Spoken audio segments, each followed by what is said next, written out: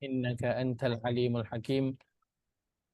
Maha suci Engkau ya Allah, sesungguhnya kami tidak mempunyai ilmu melain apa yang Kau ajarkan kepada kami. Allahumma alimna ma yanfa'una wanfa'na bima 'allamtana wa zidna ilma. Allahumma inna nas'aluka 'ilman nafi'a wa rizqan thayyiba wa 'amalan mutaqabbala.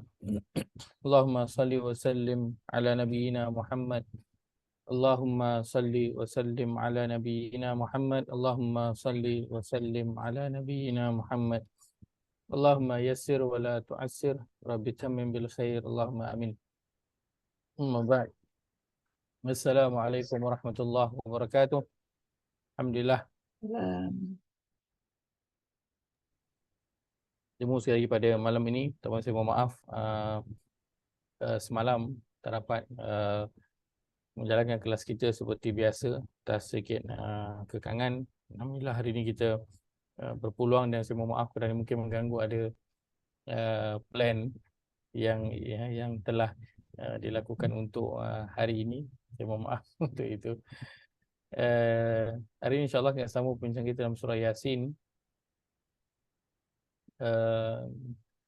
Kita nak mula nak membaca dulu ayat yang ke 45 hingga ayat yang ke 47 insyaAllah.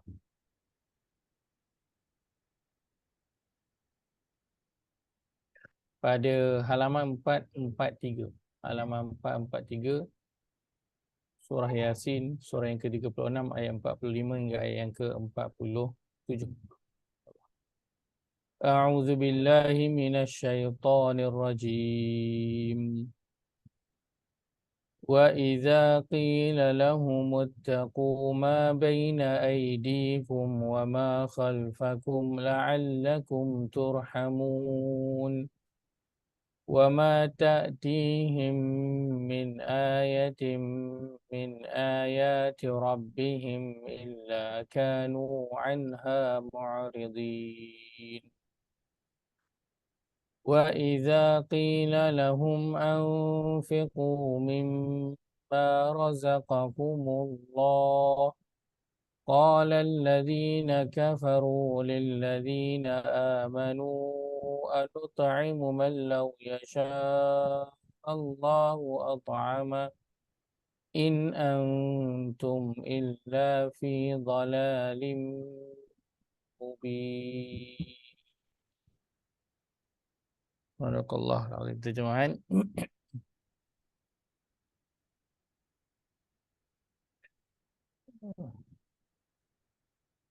Dan apabila dikatakan kepada mereka, berjaga-jagalah kamu akan apa yang ada di hadapan kamu dari urusan-urusan hidup di dunia ini, dan apa yang ada di belakang kamu dari huru-hara dan balasan akhirat, supaya kamu beroleh rahmat.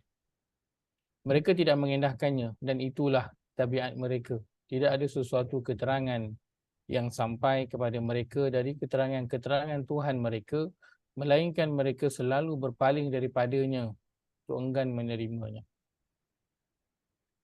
Dan apabila dikatakan kepada mereka, dermakanlah sebahagian dari rezeki yang dikurniakan Allah kepada kamu, berkatalah orang-orang yang kafir itu kepada orang-orang yang beriman secara mengejek-ngejek, patutkah kami memberi makan kepada orang yang jika Allah kehendaki tentulah ia akan memberinya makan?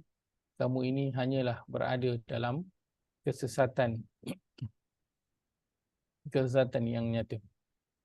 Baik, kita telah melihat sebelum ini sambungan wa ayatun ataupun tanda-tanda kekuasaan Allah Azza wa Jalla yang Allah bawakan pada surah ini, dan dia berada pada bahagian yang terakhir. Sebelum ini Allah sebutkan tentang Allah membawa belayar zuriat, keturunan ataupun ahli keluarga kamu mereka dalam bahtera yang penuh syarat, dan Allah telah menciptakan untuk mereka berbagai jenis kenderaan yang kita tunggangi hingga ke hari ini, dan masa depan kita tak tahu lagi apa jenis kenderaan yang akan ada. Setelah itu Allah sebutkan Dan jika kami kehendaki, kami boleh tenggelamkan mereka. Kan? Kalau kami nak, kami boleh tenggelamkan mereka. Maka tidak ada yang dapat memberi pertolongan kepada mereka dan mereka juga tidak akan diselamatkan. Fala sariqa lahum wala hum yunqazun. Dalam bentuk tidak ada satu pun bentuk pertolongan. Kalau kata sarikh ini, ia adalah umpama satu bentuk pertolongan yang diminta dalam bentuk jeritan, jerit. Jerit. Kalau kata apa, peluru berpandu tu, yang untuk bom tu, kan, dalam bahasa Arab namanya sarukh. Sarukh. Yang ni sarikh, yang tu namanya sarukh. Word yang sama. Jadi dia adalah apa, sesuatu yang meledak. So Allah sebutkan kalau kami tenggelamkan mereka, maka jeritan mereka yang paling tinggi pun tak dapat nak membantu mereka. Kerana kalau orang menjerit ketika mana tenggelam dalam air, apa macam mana bunyi dia? Dia minta tolong dengan menjerit, akhirnya akan ada apa? Akan ada bunyi bubble-bubble air sebab air masuk ke dalam mulut dia. So dia jerit sekuat mana pun, ya, kalau kita apa, masukkan muka kita ke dalam sungai ataupun laut dan kita jerit sekuat hati, maka tidak akan ada orang yang dengar. Orang yang duduk sebelah dekat dengan kita pun tak dengar. Kalau sebut sarikh, ini jeritan yang paling kuat yang mereka mampu untuk nak jerit tapi tak mampu untuk mereka nak lakukan. Dan mereka akan tenggelam, masuk ke dalam laut, iaitu pergi kepada apa? Pergi kepada kegelapan. Pergi kepada kegelapan. Daripada keadaan mereka yang terang, mereka beralih masuk ke dalam kegelapan. Dan ini bentuk kegelapan yang kedua yang Allah sebutkan kali pertama. Sebelum ini Allah dah sebut tentang kegelapan kat mana? Pada awal surah Yasin ini kan, kita dah lalu ayat wa ja'alna min baini aydihim saddan min khalfihim saddan fa aghshaynahum fahum la yubsirun. Yang kami jadikan depan tu ada dinding, belakang ada dinding, kami tutup pula dia orang dengan selimut, maka dia tak nampak, so dia duduk dalam kegelapan. So ini lagi sekali kegelapan yang Allah sebutkan, yang Allah boleh berikan kepada manusia jika Allah menghendaki ke perkara tersebut. Maka jika Allah kehendaki, manusia itu akan apa? Tenggelam. Maka tidak akan ada apa pun dia nak minta tolong ataupun orang nak tolong dia, dia tidak akan mampu untuk nak mendapatkan apa-apa pun. Dia akan terus masuk di dalam kegelapan. Waktu dia, itu yang Allah sebutkan, fi tughyanihim ya'mahun. Mereka berada dalam keadaan buta, teraba-raba, tak tahu mana arah tuju. Illa rahmatan minna wa mata'an ila hin, kecuali dengan kemurahan dari pihak kami memberi rahmat dan kesenangan hidup kepada mereka hingga ke suatu masa. Maka hanya dengan apa?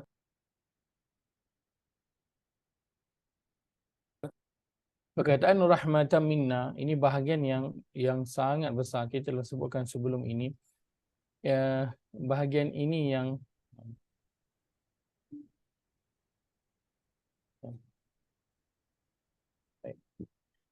rahmat daripada kami. Kalau kita cerita tentang kapal terbang, contohnya, asas kapal terbang itu adalah apa? Dia tak boleh terbang. Asas kepada kapal terbang itu adalah dia tak boleh terbang. Asal kepada kapal, dia akan tenggelam, takkan terapung. Tapi apa yang menjadikan kapal terbang itu boleh terbang, dan apa yang menjadikan kapal boleh terapung, berlayar dengan selamat? Apa dia? Rahmatan minna. Rahmat daripada Allah Azza wa Jalla. Maka dengan rahmat daripada Allah lah kapal terbang boleh terbang, kapal boleh berlayar, kereta boleh berjalan. Itu semua atas rahmat daripada Allah Azza wa Jalla. Sebab itu kan Allah sebutkan wa ayatul lahum anna hamalna, dan di antara tanda kebesaran kami kepada mereka adalah kami hamalna, kami yang pikul zuriat keturunan mereka di atas kapal tu. Allah pikul. Maknanya kalau Allah tak pikul apa jadi? Asasnya kapal itu akan tenggelam. Tapi sebab Allah pikul, maka dia timbul terapung. Ini asas pada apa pun, walaupun mungkin kita rasakan ini kita yang cipta kan, enjin yang menjadikan kapal terbang itu boleh terbang kan, turbine itu kan, jadikan dia boleh terbang. Kapal sebab apa? Sebab kita ada enjin dia, lepas tu dia punya apa? Floating, dia punya fizik punya bahagian kan. Tujahan daripada bawah dengan daripada atas tu jadikan dia boleh terapung dan kemudian berlayar. Itu pada kita. Tapi Allah beritahu hamalna, kami yang pegang kapal tu supaya boleh terapung dan berlayar. Itu adalah rahmat daripada kami. Kalau tak, kapal tu asasnya memang tenggelam. Kereta asasnya tak boleh berjalan, tapi rahmat daripada Allah dia berjalan. Itu adalah perkara yang terjadi dalam kehidupan kita keseluruhannya. Jantung kita asasnya dia tidak akan apa? Berdegup. Tidak akan pam darah. Itu asal dia. Tapi dengan rahmat Allah dia apa? Dia bergerak. Darah kita, mata kita asasnya dia adalah tak nampak, tapi Allah dengan rahmat Allah boleh nampak. Telinga asalnya tak boleh dengar, rahmat Allah boleh dengar. Tapi adakah kita merasakan yang demikian? Kan? Kita Allah sebutkan pada surah yang ke-35, surah sebelum itu ayat yang ke-41. Pada halaman 439, ayat yang ke-41, halaman 439, surah yang ke-35. A'udzu billahi minasyaitonir rajim.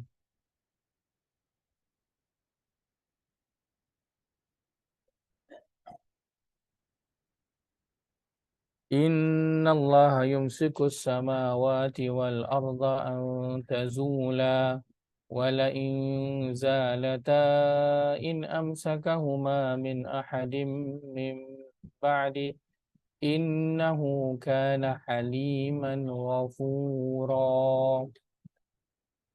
Terjemahan, sesungguhnya Allah menahan dan memelihara langit dan bumi supaya tidak berganjak dari peraturan dan keadaan yang ditetapkan baginya.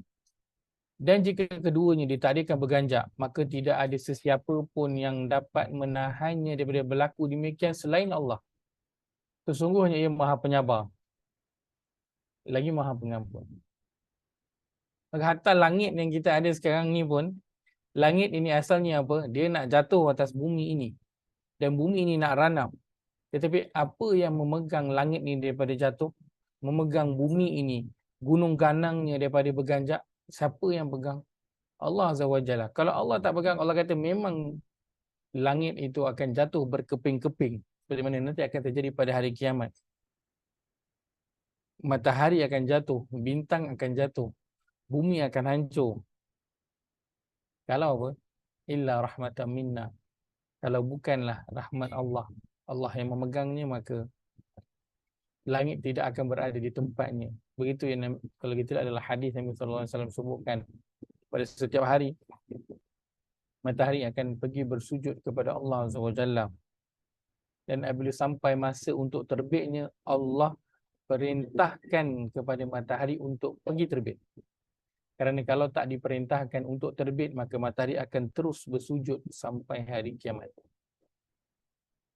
Maka matahari pun keluar setiap hari terbit pada setiap paginya daripada tempatnya, hingga nanti dia diperintahkan untuk terbit daripada tempat yang dia terbenam, iaitu terbit daripada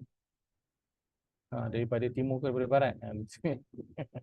Dia terbit daripada tempat terbit daripada barat.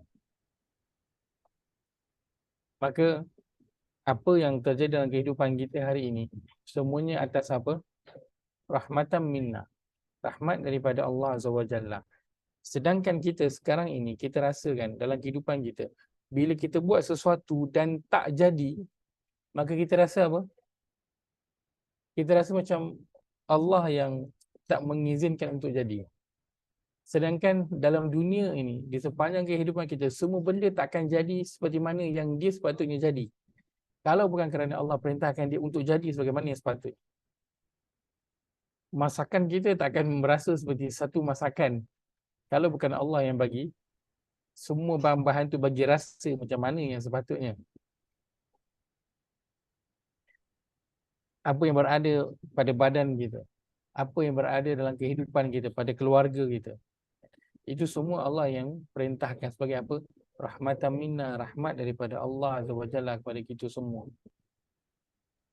Kalau tak, maka anggota badan kita tidak akan berfungsi, udara tidak akan masuk ke dalam hidung, darah tidak akan mengalir, jantung tidak akan berdenyut lagi. Maka sekelip mata sahaja kita akan apa? Mati. Wa illa rahmatan minna. Maka sebenarnya pada setiap nafas kita ini adalah apa? Rahmat daripada Allah Azza wa Jalla. Maka bayangkan, besar tak rahmat Allah kepada kita? Besar tak? Oh, Besar ke tak besar? besar, besar. Kita rasa kan? Kita rasa ke tak rasa sebenarnya? Lupa. Kita selalu rasakan bahawa kan, bila benda tak jadi, itu sebab Allah tak izinkan. Tapi sebenarnya bila benda tu tak jadi, itulah dia. Kita kata default setting dia, itulah dia. Default setting ni adalah semua benda yang kita buat tak jadi. Tapi bila benda kita buat itu jadi, itu adalah kerana keizinan daripada Allah SWT. Tapi sebab dalam kehidupan kita daripada kita lahir, banyak benda yang kita buat tu jadi macam mana yang kita nak. Kan? So kita rasa macam itulah dia default setting dia. Bila buat kena jadi. So bila tak jadi, bila minta tak dapat, kita rasa apa? Kita akan rasa sedih. Kan? Tapi kalau kita dah biasa buat tak dapat, tiba-tiba dapat, kita akan rasa seronoknya dapat. Dan kalau tak dapat tu, kita rasa macam biasa. Kalau buat benda tak jadi, kita akan rasa biasa je. Tak ada rasa apa. Jadi sebab kita beranggapan bahawa default settingnya adalah apa yang aku buat, dia kena jadi. Kan? Kalau tak jadi, itulah sebabnya Allah tak bagi. Kalau tak jadi, itu sebab Allah tak bagi. Sedangkan tak, default settingnya ialah semua yang kita buat adalah tak jadi. Tapi Allah yang bagi jadi. Maka dalam kehidupan kita banyak yang jadi ke banyak yang tak jadi sebenarnya? Banyak benda yang jadi. Banyak benda yang berjalan lancar. Maka sebenarnya banyak rahmat Allah pada kita. Sebab itu Allah sebutkan antaranya pada ayat ke-113 pada surah An-Nisa, di penghujung surah itu, di penghujung ayat itu Allah sebutkan wa kana fadlullahi 'alaika 'azima, dan adalah kurniaan Allah yang dilimpahkannya kepadamu amatlah besar. Kurniaan Allah kepada kita semua amatlah besar. Azim, dia bukan kabir. Kabir ni besar juga. Azim pun dia terjemahkan besar. Tapi apa beza azim dengan kabir? Azim ni agung, kabir tu besar, azim tu dia jauh lebih besar, berkali-kali ganda besar dia. Sebab itu azim diterjemahkan dengan agung, keagungan. So, maka kurniaan Allah ke atas kamu adalah apa? Besar ke? Sangat besar. Maka orang yang dia menyedari default setting ini, kalau kita tahu sebenarnya kita boleh bernafas, jantung boleh berjalan, darah berjalan, mata, telinga, mulut, semua jalan macam biasa setiap hari, adalah atas rahmat daripada Allah SWT. Maka bila kita berdoa minta kepada Allah, lalu Allah tak bagi, kita akan cepat rasa sedih ke atau kita akan rasa okey je? Sepatutnya seorang itu akan rasa okey je kalau dia minta Allah tak bagi, sebab betapa banyak benda yang Allah dah bagi dekat dia dalam kehidupan yang Allah dah bantu dia. Katakan Allah bagi apa yang kita minta, tapi yang kita tak minta ni Allah tak bagi. Kita minta tak setiap hari Allah bagi jantung jalan elok, darah jalan elok, mata, telinga, mulut semua elok. Kita tak minta. Bayangkan kita kena minta setiap hari baru Allah akan bagi. Apa jadi pada kita? Daripada kita bangun tidur sampai kita nak tidur balik, rasanya mau sampai petang, kita akan hanya penuhkan masa tu dengan berdoa untuk minta benda asas je. Bayangkan kalau kita tak bangun pagi, kita tak minta mata celik, maka Allah tak akan bagi dia celik, tak akan bagi nampak. Kita kena minta baru Allah akan bagi nampak. So kita akan kata, ya Allah bagilah mata nampak, baru nampak. Ya Allah bagilah telinga dengar, Allah bagilah mulut bercakap. Lepas tu, ya Allah bagilah ali boleh telan, ya Allah bagilah makan boleh rasa semua. Ya Allah bagilah rambut ni boleh sikat, elok semua. Ya Allah bagilah bila panas kena badan boleh rasa, supaya tangan tak melecur. Ya Allah bila sejuk tu terkena badan bagilah boleh rasa. Ya Allah bagilah reseptor kat tangan ni berjalan. Ya Allah bagi, berapa banyak kita kena doa kat Allah minta? Sangat banyak. Tapi sebab apa? Kita tak perlu pun minta semua tu. Allah dah bagi dah. Rahmat Allah ke atas kita sangatlah banyak. Maka betapalah hamba ni Allah sedih sangat. Bila Allah suruh dia buat, dia tak nak dengar. Lepas tu bila dia minta kat Allah, dia paksa pula macam apa? Nak suruh Allah bagi apa yang diminta cepat-cepat. Sedangkan yang Allah dah bagi kat dia tu banyak. Kalau Allah tak bagi apa yang dia tak minta tu, habis dia hari tu memang mungkin dia terlupa nak minta Allah bagi dia mata terlupa. Hari tu buta dia sehari tu. Atau hari tu makan tak rasa. Atau hari tu tangan jari tak boleh gerak. Lupa nak minta. Lupa nak minta. Tak minta. Maka orang yang menyedari dalam kehidupan dia, semua yang dia buat itu adalah asasnya adalah tak jadi. Tak berjalan lancar. Allah yang bagi lancar, maka dia akan sedar betapa besarnya rahmat Allah ke atas dia pada setiap pagi. Maka kalau dia tak minta apa-apa pun tak apa. Kalau Allah tak bagi pun lagi tambah, dia okey je. Kalau dia minta Allah tak bagi pun dia okey je. Sebab yang dah ada pun terlampau banyak dah. Yang kalau dia disuruh minta, memang dia tak tahulah nak doa macam mana sebab terlampau banyak apa yang Allah kurniakan kepada dia. Maka Allah kata inna sya'nu ghuriqhum. Kalau kami nak, kami akan apa? Tenggelamkan dia. Akan habis rahmat daripada kami, kapal tu boleh terapung dan berlayar. Rahmat daripada kami, kamu boleh nampak, kamu boleh bernafas, boleh bercakap, boleh mendengar. Rahmat daripada kami, kamu boleh lagi bersama-sama dengan anak-anak, dengan cucu. Rahmat daripada kami, masih lagi ada harta, masih lagi ada nyawa, masih lagi ada macam-macam yang Allah berikan. Itu rahmat daripada kami. Maka kehidupan kita dipenuhi dengan rahmat, kasih sayang daripada Allah Azza wa Jalla. Yang perlu ingat, semua itu Allah berikan hingga ke nanti suatu masa yang ditentukan oleh Allah Azza wa Jalla.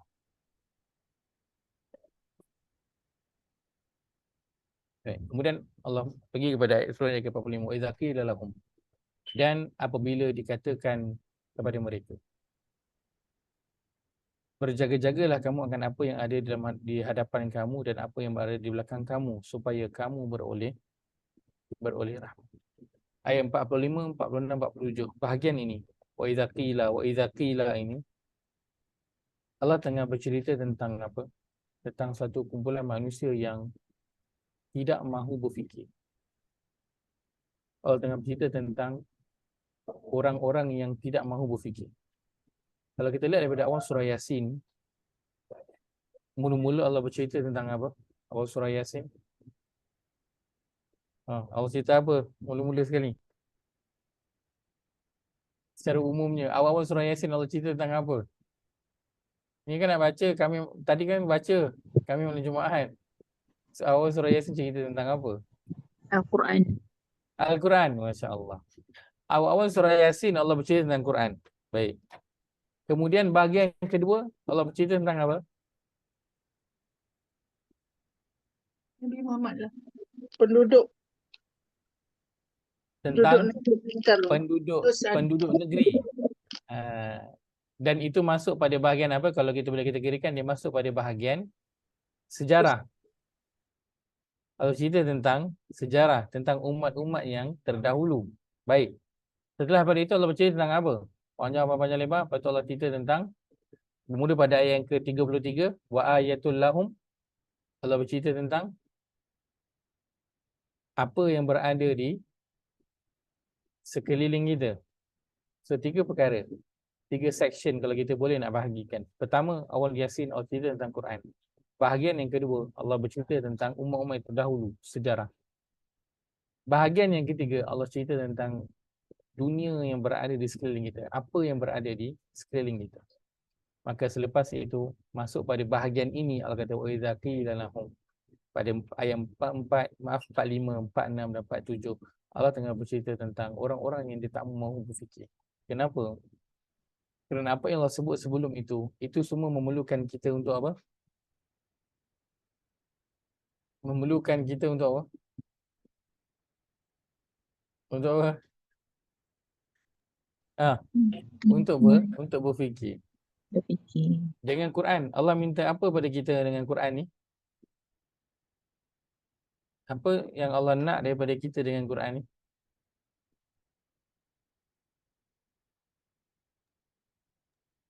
Faham, amal. Ah, baik, jangan segan. Terima kasih kerana berkongsi. Baik, dengan Quran, Allah nak kita buat apa? Allah nak kita baca, Allah nak kita faham, Allah nak kita amal. Baik. Dengan umat-umat yang terdahulu, Allah bawakan cerita-ceritanya. Allah nak apa daripada kita? Ringkasannya, Allah sebutkan tentang Quran ni apa? Kitabun anzalnahu ilaika mubarakun. Kitab kami turunkan kepada Muhammad dan kepada umat Muhammad dengan penuh keberkatan. Tujuannya apa? Li yadabbaru. Surah 38 ayat 29. Nanti boleh tengok surah 38 ayat 29. Li yadabbaru ayati, agar kamu mentadabbur ayat-ayatnya. Maka dengan Quran Allah nak minta kita untuk apa? Untuk tadabbur. Tadabbur tu proses apa? Tadabbur tu apa dia? Proses apa? Proses berfikir. Kemudian dengan kisah umat-umat yang terdahulu, Allah suruh buat apa? Allah sebut qul siru fil ardi fanzuru. Berjalanlah kamu di atas muka bumi dan buat apa? Berseronok? Tak. Allah kata fanzuru kaifa kana aqibatul mukadzibin. Maka lihatlah kesan-kesan ataupun akibat daripada perbuatan orang-orang yang mendusta, yang pendusta dulu. Allah suruh jalan dan apa? Mentadabbur, fikir. Dengan apa yang berada di sekeliling kita, Allah suruh buat apa? Allah suruh kita berfikir, suruh kita mentadabbur. Itu yang akhirnya, itu yang berlaku kepada apa?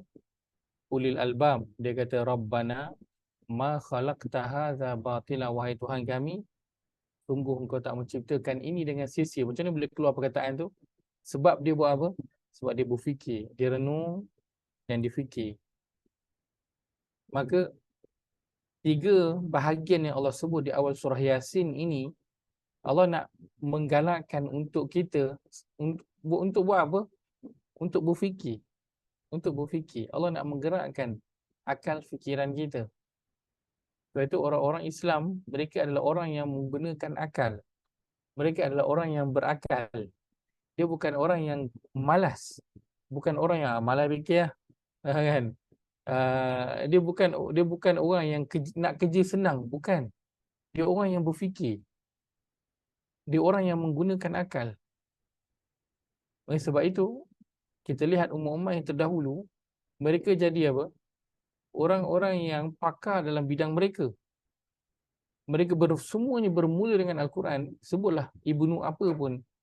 Ibnu Sina, Ibnu Khaldun, Al-Khawarizmi dan Al ataupun Ibnu yang lainnya.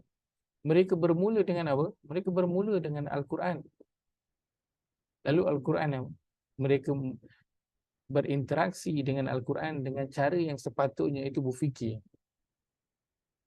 Akhirnya mereka dah biasa menggunakan akal dalam setiap perkara. Dah biasa berfikir dalam setiap perkara. Maka apa yang mereka lihat, mereka berfikir. Apa yang mereka nampak, mereka menggunakan akal, dia proses. Akhirnya jadilah mereka apa? Pakar perubatan, pakar kejuruteraan, pakar apa yang orang pertama mencipta ini, orang yang pertama mencipta itu, kan? Sampai apa? Yang mencipta numeric lock tu, kan?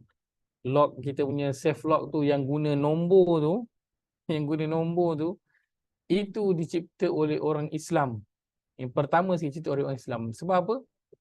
Dia gabungkan apa yang Quran sebut dan dia gabungkan apa yang hadis sebut. Dia menggunakan akal dia berfikir. Akhirnya dia keluar satu produk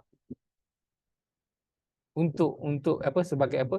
Nak mengimplementasi ayat Quran dan juga hadis tu. Hadis menyebut tentang apa? Tentang seorang Muslim perlu haram untuk ini apa, darah dia, harta dia, maruah dia, akal dia. So benda tu semua kena jaga. Maka dia fikir orang banyak duduk dekat rumah, barang berharga orang simpan kat rumah, dulu tak ada bank. So kena ada satu alat yang boleh membantu menjaga semua ni. Maka dia buatlah kunci yang ada nombor-nombor tu, numeric lock tu. Kalau dipusingkan nombor tu ikut betul dia, barulah kunci tu boleh dipusingkan. Ada dikongsikan, kalau nanti saya boleh kongsikan link video. Maka dulu gemilang sebab apa? Kerana semuanya berakal. Bukan berakal, menggunakan akal. Mereka berfikir. Dan itu yang Allah inginkan pada setiap umat Islam, agar menggunakan akal mereka berfikir. Sebab itu agama ini ia berdasarkan kepada apa? Agama Islam ia berdasarkan kepada apa? Berdasarkan kepada perkara dongeng, berdasarkan kepada suka-suka, rasa-rasa. Agama berdasarkan kepada apa? Agama berdasarkan kepada fakta. Agama berasaskan kepada dalil. Kena ada rujukan, reference daripada Al-Quran dan juga hadis. Tak boleh cakap suka-suka. Cakap kena berfakta. So kalau nak cakap berfakta, kena buat apa? Kena guna akal. Kalau nak bercakap tu, dia tak boleh cakap main suka-suka. Sebab itu adalah perkara yang apa, menjadikan sesuatu masyarakat itu ke belakang apabila pemimpin-pemimpin ataupun orang yang berada di atas banyak membiasakan dalam masyarakat dengan apa, perkara-perkara yang mudah. Maksudnya dia hidangkan kepada masyarakat cerita-cerita, dihidangkan kepada masyarakat perkara-perkara yang tak membawa masyarakat untuk berfikir. So itu perkara yang tidak sepatutnya dilakukan oleh para pemimpin dan juga para asatizah, ustaz-ustaz. Dan kerana kalau kita tengok kan, orang suka kalau pergi masuk kelas ataupun kuliah tu ataupun ceramah, orang suka dengar cerita-cerita, dari satu cerita ke satu cerita, ke satu lawak ke satu cerita, ke orang lebih suka dengar ayat Quran. Kau daripada ayat Quran ni pergi ayat Quran ni, daripada ayat ni kau pergi hadis ni, kau pergi pula cerita Nabi ni, pergi pula cerita umat ni. Orang suka yang mana satu? Orang lebih suka yang mana? Kalau orang lebih suka yang apa? Yang berbentuk cerita-cerita. Kan? Orang suka kuliah-kuliah ataupun ceramah-ceramah yang tak payah fikir sangat. Yang tak payah fikir. Kan? Orang suka yang macam tu. Benda yang boleh duduk dengar tak payah fikir apa.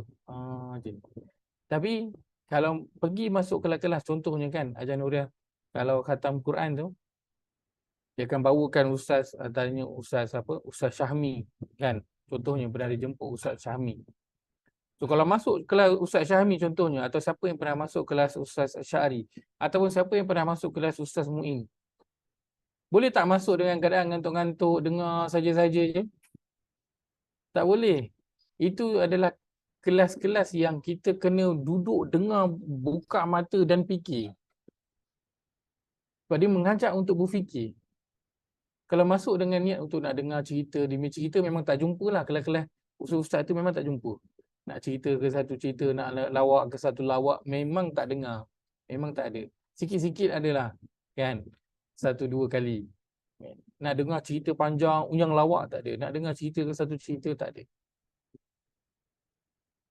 Tapi kalau begitu apa, mencabar tak untuk umum masyarakat nak ikut mencabar? Sebab apa?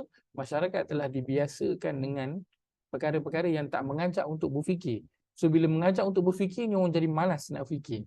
Orang jadi tak suka, orang jadi rasa berat. Orang ni kelas berat ni, kelas berat ni. Nah, sedangkan agama menyuruh kepada suruh berfikir. Dan lebih-lebih lagi bila dah tua, lagi banyak kena berfikir. Kalau tak, akal tu akan makin tumpul dan akhirnya akan akan nyanyuk. Dia kena berfikir. Tapi orang malas, orang suka untuk nak dengar yang ringan-ringan. Kuliah maghrib ni orang nak yang ringan-ringan, tak nak yang susah-susah ni, tak nak. Tak nak. Yang kena fikir-fikir ni tak nak. Orang nak dengar, nak duduk situ dengan cerita, nak penuhkan antara maghrib dengan isyak. Itu je yang orang nak. Maka akhirnya lahirlah masyarakat apa? Yang malas nak berfikir. Malas nak berfikir. Terjemalah selepas itu dalam kerja dia. Dia jadi orang yang apa? Bila buat kerja, malas nak fikir. Bila buat kerja, nak cepat siap. So, bila berniaga, nak cepat untung. Jadi akhirnya apa?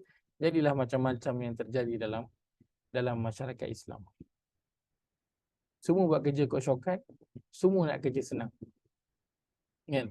Antara apa? Antara isu apa yang ada pernah timbul juga, nak kerja senang kan. Contoh kalau kata jual beli kereta contohnya kan. Kita kata AP tu. AP. Siapa yang dapat? Yang dapat hanya Bumi Putra sahaja. Tetapi tiba-tiba lambat sana orang yang bukan Bumi Putra bawa masuk kereta. Contohnya lah kan contoh. Dia sebab apa? Sebab dah biasa dengan kerja senang. Malah nak berfikir, malah nak renyah sebagainya. Kalau dia benar-benar dalam beragama, maka dia bersedia untuk menggunakan akal dia. Dia bersedia untuk susah dalam setiap kerja yang dia lakukan. Maka bahagian ini Allah nak bercerita tentang orang-orang yang tidak mahu berfikir. Dan apabila dikatakan kepada mereka, ittaqu. Perkataan di sini adalah ittaqu. Biasa tak dengar perkataan ittaqu, biasalah terjemahannya apa? Ittaqu tu biasa kita terjemahkan ittaqullah.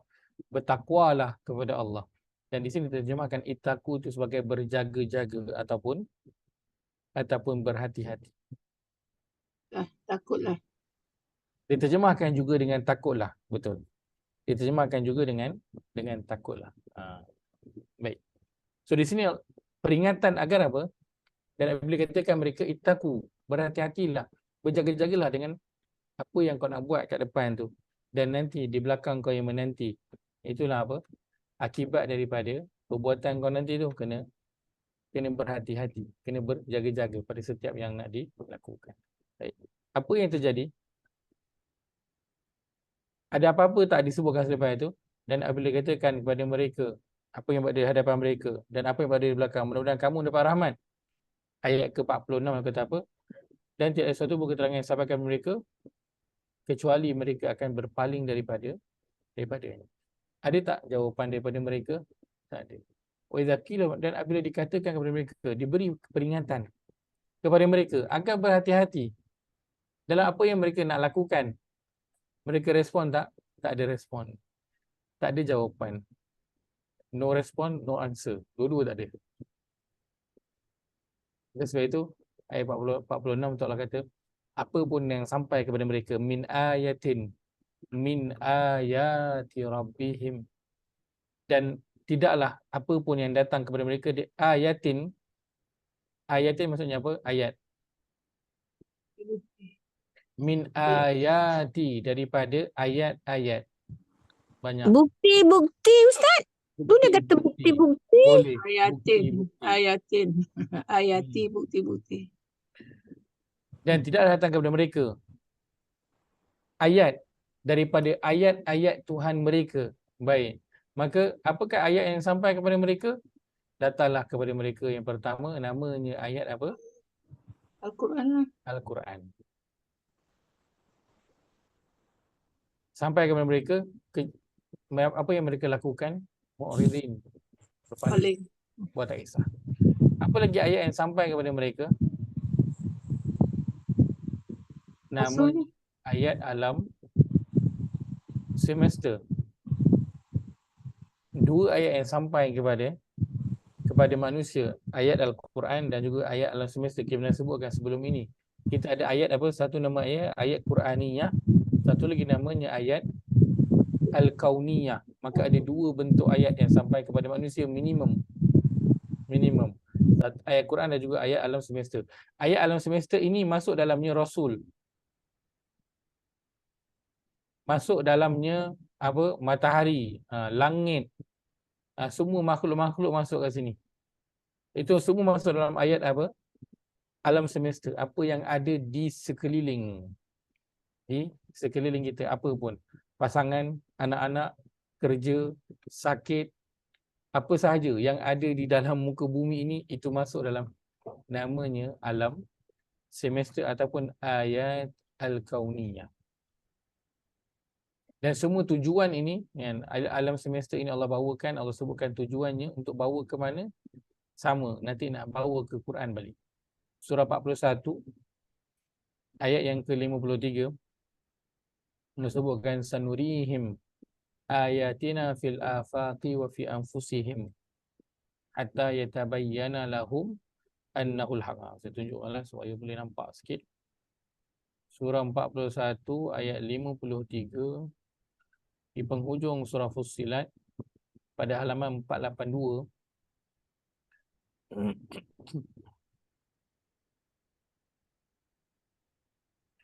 Auzubillahi minasyaitonir rajim. Sanurihim ayatina fil afaqi wa fi anfusihim hatta yatabayyana lahum annahul haq.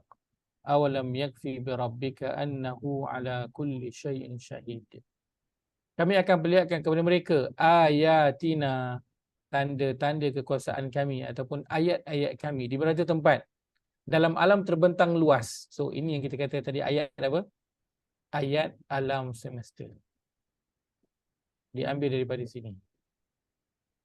Ayatina. Tapi ini di mana? Di afaq, di merata tempat, di segenap penjuru alam. Dan pada diri mereka sendiri. Sehingga ternyata jelas kepada mereka apa dia? Bahawa Al-Quran adalah benar. Maka ayat alam semesta dia nak bawa ke mana? Dia nak bawa kepada ayat Al-Quran. Nak bagi tahu Al-Quran tu benar. Maka apa yang jadi di sekeliling kita, Allah nak bawa kita ke mana? Ke Quran. Allah nak bawa kita kepada Quran. Kita sakit, berniaga untung, bankrupt, rugi. Ada masalah dengan dalam keluarga, dengan adik-beradik, dengan anak, dengan pasangan, dengan mak ayah, dengan jiran. Itu semua apa nak bawa kita ke mana? Nak bawa ke Quran. Semua tu Allah nak bawa ke Quran. Itu termasuk dalam apa? Ayatina fil afaq. Ayat-ayat kami di segenap penjuru bumi. Semua, apa pun. Maka apa yang jadi dalam kehidupan kita, suka ataupun duka, sihat ataupun sakit, itu semua nak bawa kita ke mana? Nak bawa kita ke Quran. Nak bawa pergi ke Quran. Dan maka di sini Allah kata, dan tidaklah datang kepada mereka ayat, apa-apa ayat, ayat Quran ke ataupun ayat alam semesta, itu apa yang jadi dalam kehidupan dia, kecuali dia berpaling. Allah dah bagi dia sakit, tapi tak nak juga beringat, tak nak insaf juga, tak nak juga bertaubat, tak nak juga solat, tak nak juga jadi orang yang baik. Allah dah bagi dia daripada jawatan turun, Allah dah bagi dia daripada berniaga, ada perniagaan, tutup perniagaannya, rugi perniagaannya. Allah dah bagi dia macam-macam dah kesusahan dalam kehidupan dia. Tapi tak juga, dia berpaling daripada semua itu. Allah bagi dia kesenangan, dia doa, minta, Allah bagi. Pun sama, tak juga. Dia umpama seorang anak kan, yang ada hari kita tak bagi dia duit belanja, dengan harapan dia beringat supaya belanja tu berpada-pada, jangan boros. Supaya dia beringat, dia kena dengar cakap mak ayah dia, sebab dia di bawah tanggungan mak ayah dia. Kalau mak ayah tak bagi duit, selamat dia memang tak ada duit. Supaya dia beringat, dengar sikit cakap mak ayah tu. Ataupun ada hari yang mak ayah bagi duit belanja lebih pada anak-anak, supaya anak-anak gembira, dengan harapan nanti apa? Dengarlah cakap mak ayah tu. Tapi dua-dua tu, anak tu sama perangai. Dia tahan duit belanja, dia bagi duit belanja lebih, tetap tak nak dengar cakap mak ayah. Tak indahkan pun mak ayah cakap apa. Mu'ridin, berpaling. Apa pun ayat yang sampai kepada dia, besar ataupun kecil, Quran ataupun apa yang jadi dalam kehidupan dia, semuanya Allah kata mu'ridin, dia berpaling daripada. Mu'ridin tu berpaling tu Ustaz, kita kata apa ni? Apa? Degil yang melampau. Degil yang melampau, betul. Betul. Boleh. Degil yang melampau. Boleh cakap apa pun memang dah tak masuk lah. Memang dah memang dah tak nak dengar dah kan. Itu yang Quran sebutkan sebagai apa? Summun bukumun umyun fahum la yarji'un. Mereka pekak, tuli, bisu, maka mereka tidak akan kembali lagi kepada Allah Azza wa Jalla. Tak ada dah harapan. Dia dah memang jauh dah dia. Maka apa yang jadi dalam kehidupan kita, itu semua adalah apa? Ayat daripada Allah Azza wa Jalla. Bila kita sebutkan ayat itu, salah satu terjemahan adalah sebagai tanda-tanda kebesaran Allah. Maka kita akan hanya melihat langit, bumi, matahari sebagai tanda kebesaran Allah. Kita tak perasan apa yang ada pada diri kita. Masalah itu adalah ayat daripada Allah. Kita bergaduh dengan orang, itu ayat daripada Allah. Kita nampak aksiden, itu ayat daripada Allah. Maka setiap daripada ayat yang Allah tunjukkan pada kita, itu mesti ada sesuatu yang Allah nak daripada kita. Mesti ada sesuatu yang Allah nak. Ayat itu dia bukan datang secara kebetulan, ataupun dia berlalu begitu saja. Sebagaimana bila kita baca Quran, kan? Patut tak seorang tu dia baca Quran, dia dah khatam berpuluh-puluh kali tapi dia tak pernah faham pun apa yang dia baca? Patut tak macam tu? Tak patut. Maka begitu juga dengan ayat alam semesta. Berkali-kali Allah bagi sakit perut ke, kan? Berkali-kali Allah bagi masalah dalam kehidupan. Tapi masih juga belum beringat. Masih juga belum nak kembali kepada Allah SWT. Ya. Apa yang jadi dalam kehidupan kita, Allah nakkan kita untuk kembali kepada Allah. Maka jangan berpaling daripada ayat-ayat itu. Maksud berpaling adalah dia tak merenung, berfikir. Dia balik kepada apa? Berfikir. Maka apa yang jadi di sekeliling kita, dia nak suruh kita untuk apa? Berfikir. Sebab itu ulil albab, dia boleh apa? Dia diberi gelaran ulil albab, orang-orang yang berakal sempurna. Orang-orang yang berfikir itu sampai ke sanubari dia, ke hati yang paling dalam. Itu ulil albab.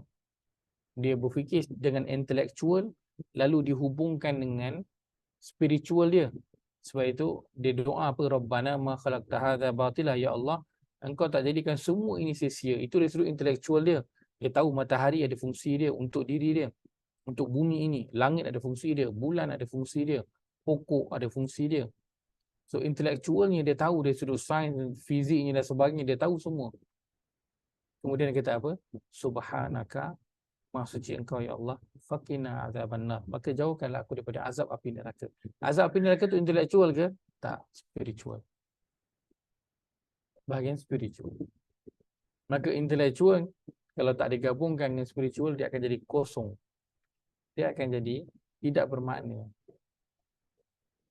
Subhanaka, betul, subhanaka, Maha suci engkau ya Allah. Subhanaka itu adalah bentuk apa? Dia tidak mensyirikkan Allah dengan sesuatu apa pun. Dia tahu yang menciptakan semua ini hanya Allah. Yang menjadikan semua ini berjalan dengan sempurna hanyalah Allah. Dan dia tahu diri dia hanya boleh mengabdikan diri hanya kepada Allah Azza wa Jalla. Lepas tu dia doa, faqina azaban, ya Allah, jauhkanlah aku, peliharalah aku daripada api neraka. Bagaimana boleh terkeluar ayat yang begitu? Kerana ayat-ayat Allah yang berada di sekeliling dia, dia duduk sekejap, dia fikir. Dia bukan biarkan setiap yang terjadi begitu sahaja. Tak. Dia mesti berfikir apa yang Allah nak sampaikan pada dia. Kan? Tadi semalam kebetulan on the way balik semalam, dah lewat tu, lapar pula, saya singgah makan di kawasan-kawasan apa tu, kampung-kampung sikit lah. Kebetulan lalu kawasan. Saya sampai duduk, nampak satu meja macam penuh. Nampak satu meja tu ada pakcik. Ada pakcik tua. Saya pandang meja tu, dia kata, ambillah duduk. Pun duduk lah. Kan, orang kampung kan okey je kan. Itu seronok orang kampung tu. Tak kisah duduk semeja dengan orang kita tak kenal kan. Kita menyampuk, dia orang tengah bersembang, kita menyampuk. Seronok lah kan. Suasana yang di kampung. Kemudian dia tanya saya daripada mana, sembang-sembang. Lepas tu dia bercerita lah. Dia cerita tentang dia, isteri dia dah meninggal. Cerita dia ada anak 12 orang. Dan dia ceritalah kan, kita dalam perkahwinan ni akan ada masalah. Dia ceritalah tentang adik-beradik, dia cerita tentang anak beranak, tentang mak dengan parent kan, tentang mak ayah dengan anak-anak. Dan pada setiap perkataan yang dia cakap tu kan, buatkan saya terfikir mesti ada sesuatu yang Allah nak sampaikan. So dia bukan hanya setakat kita mendengar seorang yang borak kat kedai kopi, tak. Tapi dia adalah orang yang Allah hantar kepada kita. Mesti ada sesuatu yang Allah nak kita ambil daripada orang tersebut. Maka kita sembang-sembang dengan orang yang kita tak kenal. Dia bukan hanya kebetulan kita terjumpa dia, tak. Dia orang yang Allah telah takdirkan untuk kita dengar apa yang dia cakap. So kena bagi attention. Orang yang dia sedar perkara itu, dia akan bagi attention, bagi perhatian pada orang yang dia cakap. Sedangkan dia adalah seorang pakcik yang dah tua, yang kalau kita tak dengar cakap dia pun dia tak kisah pun. Kalau orang lain tengok kita acuh tak acuh dengan pakcik tu pun, orang lain pun tak kisah sebab tak kenal. Dan sembang kat kedai kopi, dia sembang kosong je. Tapi Allah Azza wa Jalla, kalau orang yang dia tahu bahawa itu adalah perkara yang Allah telah takdirkan, maka dia akan beri perhatian. Walaupun dia hanyalah seorang pakcik yang dia jumpa di kedai kopi ataupun di kedai tepi jalan minum-minum. Itu semua adalah apa? Ayatin min ayati rabbihim. Satu ayat daripada ayat-ayat Allah SWT yang Allah berikan kepada kita. Maka orang yang dia tak beri perhatian kepada itu yang Allah sebutkan sebagai mu'ridin. Orang yang dia berpaling. Orang yang dia tidak mengindahkan apa yang Allah nak sampaikan kepada dia. Kerana ada orang yang dia tak membaca Quran. Kadang dia baca Quran, dia tak cuba untuk nak faham. Jadi macam mana Allah nak sampaikan kepada dia pesan dia. So Allah bagilah macam-macam yang terjadi dalam kehidupan dia sebagai pesan Al-Quran yang dibawakan dalam bentuk apa? Dalam bentuk sesuatu yang terjadi dalam kehidupan dia. Dan semua cerita tu, peringatan tu nak balik. So dia balik baca kepada Quran, sampaikan tentang perkara tersebut, peringatan tentang perkara tersebut. Maka dah berapa banyak ayat yang telah kita berpaling daripadanya dalam kehidupan kita? Berapa banyak? Kerana seringkali kita rasa apa yang jadi itu adalah memang kebetulan. Saya nampak perkara itu, kebetulan saya ada kat situ, kebetulan saya dengar perkara itu. Kita menganggap dia adalah kebetulan, tapi tidak. Ialah takdir yang Allah telah takdirkan kepada kita. Maka kita renung kembali berapa banyak ayat Allah yang telah kita berpaling padanya. Yang kita buat tak indah, yang kita buat tak tahu, sedangkan semua Ustaz, itu Allah tahu. nak tanya sikit Ustaz. Ke mana? Silakan. Macam kan kadang kita pergi satu-satu tempat tu, kadang ada budak-budak minta sedekah apa semua kan. Kalau kita ingat, kita tak indahkan lah sebab kita fikir dia adalah di bawah sindiket kan. Itu dikira berpaling daripada ayat Allah ke? Dan Baik. kita termasuk dalam golongan mu'ridin ke? Menarik soalan tu. Situasi yang saya yakin ramai daripada kita hadapi situasi. Banyak yang kata tu. Betul. Kan? So macam mana situasi macam tu? Baik. Dalam realiti dia lah, konteks realiti dia memang macam tu lah selalunya kan. Betul. So dan kita tahu itu bukan secara kebetulan kita duduk makan dia datang, tak. Itu takdir yang Allah takdirkan pada kita. So ada yang Allah nak sampaikan pada kita, nak tengok macam mana cara kita respon. Baik. Macam mana kita respon dengan perkara itu? Bila kita menghadapi situasi itu dan kita pernah dengar ataupun kita tahu ini mungkin adalah salah satu daripada sindiket yang orang duk minta-minta sedekah. Ataupun kita macam dah ragu-ragu tentang perkara tersebut. Maka nak buat apa? Adakah kalau kita tak bagi sedekah itu kita masuk daripada kalangan mu'ridin? Tak. Kan, kerana kita tahu kenapa kita buat yang begitu. Kita buat yang begitu.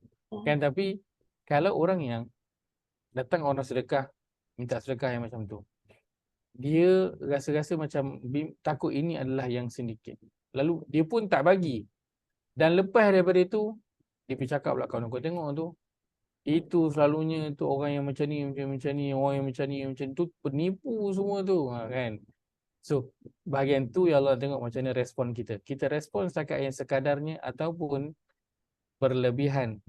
Kan? Kerana Allah kata wa ammasaila fala tanhar, dan ada pun orang yang meminta-minta, maka jangan kau mengherdik dia. Kalau tak nak bagi, tak payah bagi, tapi jangan herdik dia. Jangan pi cakap apa perkara-perkara yang tidak sepatutnya. Kalau kita rasa dia itu mungkin penipu, maka janganlah kita duk cakap duk apa sebut kat dia ke, cakap depan muka dia ataupun cerita ke orang lain dan sebagainya, kecuali kita nak sampaikan peringatan dan sebagainya lah kan. Tapi kalau kita nak itu semua penipu kan, kita pun kutuk dia, maka itu perkara yang tidak sepatutnya dilakukan. Dan itu adalah salah satu ayat yang Allah hantar kepada kita kan. Kalau kita tahu ini adalah sindiket, maka ayatnya apa? Ayatnya agar kita sentiasa berhati-hati, agar kita bila sampai pada satu situasi kita proses dulu, jangan terus bertindak, proses dulu. Sekarang ni kita tengok orang ni, kita proses dulu, ini mungkin sindiket. So tindakan kita apa? Kita tak bagi. So selepas pada itu apa je yang jadi? Contohlah kan, kalau ada cucu balik raya, tumpahkan air atas sofa kesayangan kita, proses dulu, jangan terus bertindak. So itu ayat yang Allah nak bagi pada kita dalam situasi itu. Dia perlukan kita untuk apa? Untuk berfikir apa yang Allah nak sampaikan. Fikir sekejap dan insya-Allah kita akan dapat sesuatu daripada setiap peristiwa yang terjadi dalam kehidupan kita seharian. Dan apabila dikatakan kepada mereka anfiqu, berinfaklah. Allah suruh apa? Keluarkan duit. Allah suruh belanja. Allah suruh spend. Mimma razaqakumullah, daripada, saya bawahkan sikit. Dan apabila dikatakan kepada mereka, dermakanlah. Ustaz, Ya saya. kalau kita dah derma, lepas tu kita dapat tahu kita kena tipu, sebenarnya Allah balas juga dengan baik kan, sebab kita niat tu yang penting kan. Kita nak Betul. tolong tapi kita kena tipu. Betul. Sebab saya dah kena dengan bapak saya kena tipu. Ya. Banyak pula tu. Ya Allah. Siap pergi office dia pun semua serah cek. Amboi. Lepas tu baru tahu. Ya. Lepas sebulan. Innalillahi wa inna ilaihi raji'un. Sebagai pengalaman dalam hidup kan, itu nak buat macam mana kan. Tapi bahagian kita bergantung pada niat kita lakukanlah. Bahagian kita dah selesai dah, bahagian orang tu lah. Itulah kalau kata kita nampak orang tak sedekah tu, kita 50-50 ataupun bukan. Lalu kita rasa macam tak apalah, bagilah. So kita bagilah, itu bahagian kita selesai. Bahagian dia itulah nanti dia selesaikan dengan Allah Azza wa Jalla. Baik, Allah kata dermakanlah sebahagian dari rezeki yang dikurniakan Allah kepada kamu. Baik. Maka pada bahagian ini Allah suruh derma. Sebelum ini pada surah Yasin, sampailah kepada ayat ini, kita tak mendengar suruhan daripada Allah Azza wa Jalla. Inilah baru ada suruhan. Sebelum ini ada suruhan, tetapi suruhan yang dalaman. Ittaqu, berjaga-jaga. Kan? Berjaga ataupun ittabi'u, ikutlah. So dia adalah suruhan yang macam nak patuh ke tak patuh, nak taat ke tak taat, dia dalaman. Tapi ini adalah suruhan yang apa? Suruhan yang zahir, yang boleh dia dermakanlah. So satu bentuk suruhan yang boleh dilihat. Baik. Dermakanlah apa? Sebahagian dari rezeki yang dikurniakan Allah kepada kamu. Allah sebutkan tak derma kepada siapa? Tak ada. Allah sebutkan tak derma apa? Tak ada. Baik, kenapa? Kalau kata saya sebut, bila kita baca dermakanlah sebahagian dari rezeki yang dikurniakan Allah kepada kamu, saya nak tanya, kita tahu tak kita nak derma kepada siapa? Ada masanya tahu, ada masanya tak tahu, Ustaz. Bila kita dengar ayat ni tadi ni, kan? Bila Allah kata berinfaklah, ada tak dalam kepala kita idea nak derma kepada siapa? Ya. Sesiapa yang memerlukan lah. Ada tak dalam kepala kita idea nak derma apa? Ya. Ada. Biasanya duit kan? Biasanya duit. Dah ada. Baik. Tenaga. Macam mana boleh ada dah idea siapa dan apa yang nak diberi tu? Allah datangkan. Allah datangkan. Sebab apa? Kita berfikir. Kalau orang yang tak fikir, dia dapat tak jawapan? Tak dapat. Orang yang fikir macam nak demo apa? Nak bagi kat siapa? Kan? Tapi kerana apa? Ni bahagian tentang apa ni? Bahagian orang yang tak nak berfikir Allah tengah cerita ni. Sebab tu Allah tak cerita kepada siapa nak bagi, apa nak bagi, Allah tak sebut. Sebab kalau orang yang dia berfikir, maka dia tahu dah. Dia nak derma apa, dia nak bagi kepada siapa, dia tahu dah. Yalah, sedia maklum. Baik.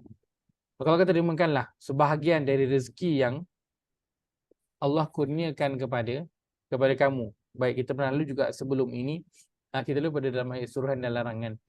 Allah sebut tentang apa? Allah suruh berinfak dan Allah kaitkan dengan apa? Rezeki. Dan rezeki itu Allah kaitkan dengan siapa? Mimma razaqakumullah. Dengan rezeki yang Allah kurniakan kepada kamu. So Allah kaitkan rezeki itu dengan siapa? Dengan Allah. Supaya Allah nak ingatkan kepada manusia bahawa apa yang Allah suruh bagi itu, apa yang Allah suruh bagi itu adalah duit siapa? Ya Allah. Duit Allah. Bukan duit kita. So apa nak lokis sangat? Tu aku punya duit. Aku punya duit aku suruh bagi kat dia. Apa yang kau tahan-tahan lagi? Kau bagi je lah kat dia kan. Macam kita sampai ke masjid bagi kat anak kan. RM5 suruh masuk dan tabung. Tiba-tiba anak kita tak nak lah anak kita simpan pula duit tu. Duit kita suruh bagi. Dia pula tahan-tahan pahal kan. Sekati kita lah duit kita. Maka sebab itu Allah kaitkan dengan rezeki Allah kepada kamu. Sebab Allah nak ingatkan balik. Allah nak suruh berinfak. So bila keluar dia suruh berinfak, apa yang manusia rasa? Aku nak kena keluarkan duit. Dan duit ni adalah duit aku. Hasil usaha aku kerja keluar pagi balik petang. Siang malam aku kerja payah-payah ni dapat duit ni. Itu first kali akan keluar di kepala, di fikiran manusia. Maka Allah terus nak tolak pemikiran tu. Allah nak betulkan balik cara fikir. Allah kata bukan, ni rezeki yang aku berikan kepada kamu. So aku yang suruh infak. So nak buat apa? Takkan nak tahan-tahan lagi. Ini aku punya, bukan kau punya. Maka pada potongan ayat yang simple ini, beberapa ingatan yang Allah nak berikan kepada kita. Allah nak beri ingatan bahawa apa yang kita ada, itu Allah yang punya. Maka kalau kita sedar apa yang kita ada adalah Allah yang punya, maka kita kena menguruskan dia mengikut cara kita ataupun cara Allah. Sudah tentu ia perlu diurus mengikut cara Allah Azza wa Jalla. Yang kedua, bila kita sedar bahawa apa yang kita ada itu adalah rezeki yang datangnya daripada Allah, maka seseorang itu akan melihat bahawa dia sebenarnya tak mempunyai apa-apa. Maka sebagai seorang yang tidak mempunyai apa-apa, adakah layak dia rasa dirinya tu besar, hebat, pandai dan sebagainya? Sudah tentulah tidak layak untuk dia merasakan yang demikian. Maka potongan ayat yang simple ini Allah nak beri ingatan kepada kita, dan bahagian ini adalah arahan yang pertama yang secara zahir Allah minta untuk nak lakukan, iaitulah dermakanlah. Baik, kita lihat apa selepas itu yang terjadi. Berkatalah orang-orang yang kafir itu kepada orang-orang yang beriman. Apa yang jadi selepas mereka disuruh untuk berinfak? Mereka kata Tuhan kalau nak, Tuhan bagilah. Tuhan kalau nak, Tuhan bagi. Bila disuruh wa idza qila lahum, dan apabila dikatakan kepada mereka, sama tak ayat ni, ayat 46 dengan ayat 47 ni? Maaf, ayat 47 dengan ayat 45 sama tak? Dimulakan dengan apa? Wa idza qila lahum, dan apabila dikatakan kepada mereka. Baik. Ayat yang ke-45 tadi kita sebutkan. Maaf, kita pergi ayat 47 ni. Apabila dikatakan kepada mereka, berinfaklah. Tiba-tiba apa yang kedengaran? Qulallazina kafaru. Ada tak respon? Ada jawapan. Tadi bila atas ni ada tak respon daripada mereka? Allah ada power tak? Tak ada. Mereka buat apa? Mu'ridin, berpaling je. Ada respon tak? Tak ada. Ada apa-apa jawapan? Tak ada. Tiba-tiba bila Allah suruh berinfak, ada pula respon tu daripada mereka. Kenapa ada respon? Takut harta dia habis. Laku hartanya habis.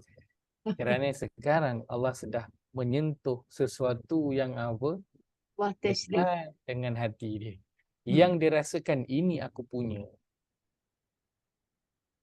Tadi tu kau nak cakap lepas kita mati nanti akan dibangkitkan. Tak boleh buat dosa. Siapa buat dosa nanti masuk neraka. Quran bukan kena baca je, kita kena faham dan kena amal. Itu semua benda-benda dalaman yang orang tak nampak. Kau suka kau lah kau nak kata apa pun. Nanti ada hari kiamat kita semua akan dibangkitkan balik. Akan dimasukkan dalam neraka Jahannam, dibakar, hancur, hidup balik. Suka tinggal lah cakap apa pun cakap lah. Dia benda yang orang boleh dengar, masuk, lepas tu orang apa? Keluar. Ada tak orang boleh menilai keimanan seseorang dalaman dia? Tak ada siapa. Tetapi bila sesuatu yang luaran, sesuatu yang kena Kenyaan dia. buat, luaran ini dah jadi apa? Kena pula benda-benda yang dekat dengan hati. Memberitahu pada kita juga bahawa Manusia ni bahagian tamak. manusia, Manusia mencintai mereka harta duniawi. menyintai harta. Sesuatu yang dekat dengan mereka. Terus dia Beritahu jawab. pada kita juga bahawa sebagai manusia, mereka bukan tak boleh nak menerima idea-idea Islam. Bukannya tak boleh menerima agama ini, boleh. Tapi bahagian mana yang mencabar? Nampaknya lah. Bersedekah ni. Mereka bila sampai pada perkara yang mereka tahu dalam agama ini akan ada apa? Perubahan yang mereka perlu lakukan pada kebiasaan mereka. Selalunya kalau nak belanja, aku belanja je aku apa yang aku nak. Aku beli. Aku nak buat apa, aku buat apa. Tetapi bila masuk saja Islam, boleh tak dia spend kot macam mana yang dia nak? Tak boleh. Nak spend untuk beli benda yang haram? Dah tak boleh. Nak spend membazir? Dah tak boleh. Dah disuruh pula untuk berinfak dengan pada orang yang dia tak kenal, entah siapa-siapa entah tu. Entah betul-betul tak ada guna duit tu ke, entah penipu ke. Tak tahu. Maka bila sampai kepada sesuatu yang perlu dilakukan ataupun perubahan yang perlu dilakukan daripada kebiasaan yang dia dah biasa lakukan waktu tu, orang mula terzahirlah apa? Penolakan. Sebab itu Quraisy di Mekah, mereka tidak boleh nak menerima apa? La ilaha illallah Muhammadur Rasulullah. Kenapa? Pada kita cakap je lah, tak ada Tuhan selain Allah, Muhammad itu pesuruh Allah. Kan? Ataupun aku naik saksi tak ada Tuhan melainkan Allah, dan aku naik saksi bahawa Muhammad itu adalah pesuruh Allah. Sebut je lah. Apa masalah? Tak. Quraisy tahu bila dia sebut perkara ini akan ada perubahan pada kehidupan dia secara fizikal. Dia bukan saja tentang dalaman, secara fizikal. Dia tak boleh lagi nak sembah berhala. Dia tak boleh lagi nak minum arak. Dia tak boleh lagi nak riba. Tak boleh lagi nak berjudi. Tak boleh lagi nak mengundi nasib. Tak boleh nak jumpa bomoh. Banyak benda-benda fizikal yang tak boleh. Banyak kebiasaan mereka yang perlu diubah. Sebab tu ditolak. Dan begitu tak yang berlaku pada masyarakat di akhir zaman ini, pada umat ini? Ramai tak orang Islam yang menolak amalan-amalan yang zahir dalam agama ini? Ramai yang tak kisah dia lahir dalam Islam, tetapi betapa ramai yang bila disuruh untuk solat, akhirnya tak solat. Puasa, tak puasa. Baca Quran, tak baca Quran. Berinfak, tak berinfak. Kenapa? Kerana dia adalah amalan-amalan yang dia kena zahirkan. Waktu tu dia akan jadi apa? Bermasalah. Tapi kalau setakat nak namakan dia sebagai saya orang Islam, dia tak ada masalah. Tapi bila sampai pada amalan-amalan yang zahir, dia jadi satu masalah. Mula berlaku apa? Mula berlaku penolakan. Akhirnya apa yang berlaku di sini? Akhirnya ada respon pula kedengaran yang sebelum ini sunyi sepi. Bila diajak untuk berhati-hati, apa yang kau buat tu kena ikut, apa yang Allah suruh, apa yang Allah larang, kena hati-hati. Waktu tu tak ada respon. Sebab apa? Dia benda dalaman. Keimanan kepada Allah tak ada siapa nampak. Akan tapi benda zahir, Yang ni tak boleh, yang tu tak boleh. Orang mulalah memberontak. Takkan ni tak boleh. Sikit je takkan tak boleh. Duit kopi takkan tak boleh. Mana dalam Quran yang disuruh untuk pakai tudung? Mana dalam Quran suruh macam ni? Takkan ni tak boleh. Takkan bila banyaknya jadi masalah bila benda-benda yang zahir. Betul tak? Benda-benda yang zahir ini kena buat, waktu tu akan ada masalah.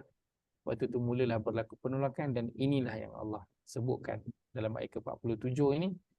Bila Allah masuk bab sesuatu yang dekat dengan hati mereka, antaranya harta, pekerjaan, kehidupan, waktu tu dia mula respon. Baik. Kemudian apa yang dia respon? Berkatalah orang yang ingkar itu kepada iman, adakah kami nak bagi makan kepada orang yang kalau Allah nak bagi makan kepada mereka, mereka boleh, Allah boleh je bagi makan kepada mereka itu. Pertama, kalau kita lihat pada ayat 45, ada jawapan tak pada mereka? Apabila diserukan mereka akan berjaga-jaga, berhati-hati di kehidupan dunia ini, tak ada apa-apa jawapan pun dari mereka, no answer. Yang kedua, ada respon tak? Tak ada respon apapun. Yang ketiga, ini bahagian yang Allah nak bagi tahu. Sebahagian sifat manusia dengan agama ini, sama ada dia tak menjawab ataupun dia tak respon apa-apa. Yang ketiga ni Allah bagi tahu, kalau dia respon, dia akan respon dengan apa? Dia akan respon dengan keegoan. Dia akan respon dengan rasa sombong. Dia kata, buat apa kami nak bagi makan kepada orang yang kalau Allah nak bagi dia makan, Allah boleh bagi dia makan. Dia respon, tetapi responnya itu respon dengan kesombongan. Dia respon dengan mengejek-ngejek. Buat apa kan? Buat apa nak kena solat-solat ni? Buat apa nak kena infak? Buat apa nak kena ngaji-ngaji ni? Buat apa nak kena tutup aurat, pakai pakaian besar-besar, longgar-longgar ni? Kan?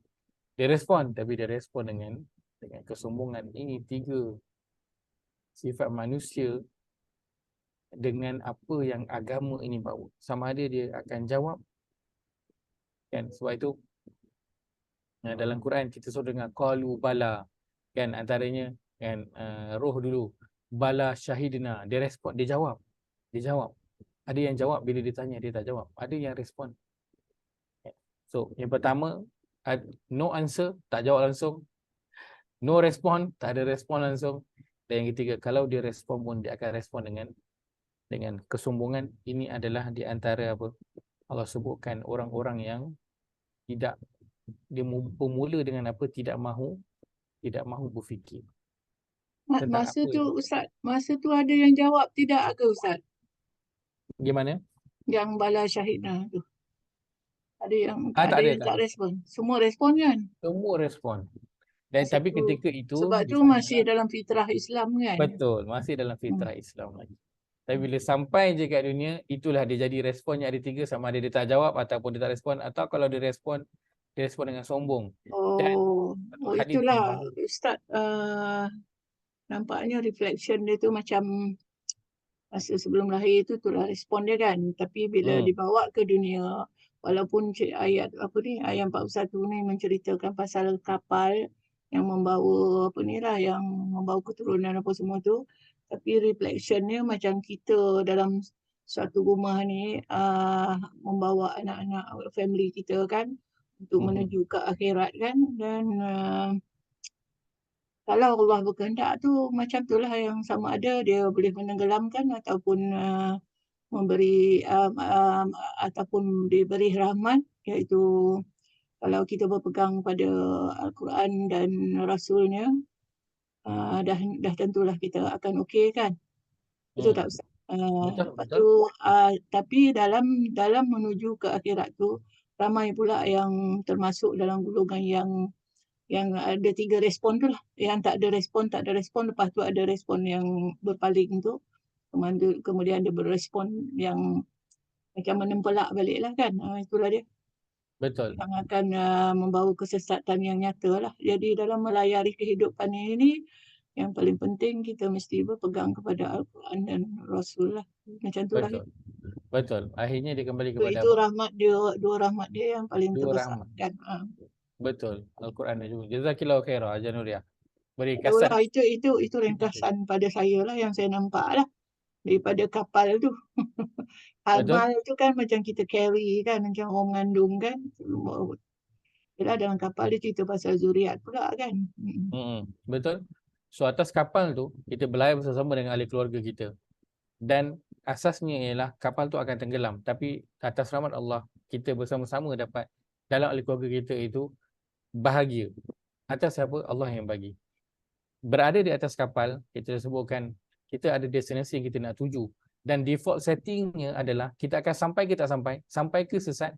Kena ada peta lah, ada map untuk Default destinasi tu. settingnya adalah kita semua sesat. Sebab tu kena apa? Kena minta hidayah. Kan? Yang saya bawakan adalah hadis, Januria sebutkan, saya teringat hadis ini, Zakillahu khairah. Hadis kursi, Allah sebutkan, Ya ibadi, kullukum dallun illa man hadaitahu, fastahduni ahdikum. So ini semua default setting tau, default setting. Wahai hamba-Ku, kamu semua adalah sesat. So defaultnya kita ni sesat ke ada petunjuk? Kita semua adalah sesat. Tapi apa? Kecuali siapa yang aku beri petunjuk, maka mintalah petunjuk kepadaku, nescaya aku beri petunjuk. Sebut lagi, wahai hamba-Ku, kamu semua berada dalam keadaan kelaparan. So default settingnya apa? Kita semua ni sebenarnya tak ada apa benda pun yang kita boleh nak makan. Kecuali siapa yang aku beri kepadanya makan. Maka mintalah makanan kepadaku, nescaya aku berilah kamu makan. Wahai hamba-Ku, kamu semua adalah telanjang. Kecuali sesiapa yang aku berikan kepadanya pakaian. Maka mintalah pakaian kepadaku, nescaya aku berikan pakaian kepadamu. Wahai hamba-Ku, kamu semua melakukan kesalahan pada waktu malam dan siang hari. So ini default setting dia. Kita semua bukan malaikat. Kita semua pasti akan buat salah. Sebab itu tak boleh orang dia rasa dia tu mulia pada orang lain. Dan aku mengampuni dosa semuanya. Maka mintalah ampun kepadaku, nescaya aku akan mengampuni kamu. Maka itu semua atas apa? Rahmat daripada Allah Azza wa Jalla yang Allah kurniakan kepada kita. Maka atas kita dia balik kepada apa? Surah Al-Fatihah. Kita kena apa? Iyyaka na'budu wa iyyaka nasta'in. Kena banyak minta pada Allah. Kita minta Allah bagi. Kita minta Allah akan bagi. Maka kita dalam bahtera nak berlayar menuju kepada Allah Azza wa Jalla, kita pasti sesat. Tapi kita minta petunjuk pada Allah. Allah bagi petunjuk, kita akan sampai pada destinasinya. Dan Allah akan berikan di sepanjang perjalanan kita nak sampai ke destinasi itu, kita akan jumpa banyak apa? Banyak signs. Kan, tanda. Kita ada papan tanda. Kita ada signboard. Kita ada landmark. Banyak kita akan jumpa. Maka kena beri perhatian kepada semua signboard dan juga landmark tu. Dia akan bagi tahu kita bila lagi nak exit. Berapa kilometer lagi. Berapa kelajuan. Kan tak boleh. Dia ada speed limit. Kalau tak nanti kena ada AES. So itu semua adalah signs. Ada banjir di depan. Ada banjir depan. Ada lembu. Ada angin lintang. Itu semua adalah ayat-ayat Allah Azza wa Jalla dalam nak sampai kepada destinasi. Walaupun petunjuk tu telah diberi, tapi tetap cabaran-cabaran itu akan ada. Itu semua ayat-ayat itu kena perhati kan di sekeliling itu. Maka dengan semua ayat-ayat itu, signboard dan juga landmark itu, ada orang yang apa? Dia jawab, ada orang yang dia tak jawab, ada orang yang dia tak respon, ada orang yang dia respon tetapi dengan kesombongan. Kan Waze tu kata apa? Keep left. Dia pun suka hati aku lah, aku tahu dah jalan ni. Akhirnya dia ke mana? Dia respon dia dengan kesombongan, akhirnya dah dibawalah jalannya entah ke mana-mana. Allah Ta'ala alam. Itu sikit saya dapat kongsikan pada malam ini, moga ada manfaat daripada ambil qawlukum li hadza. Wa astaghfirullahal azim li wa lakum. Allahumma ja'al hadza jama'ana jam'an marhumah wa tafarruqana min ba'dihi tafarruqan ma'suma.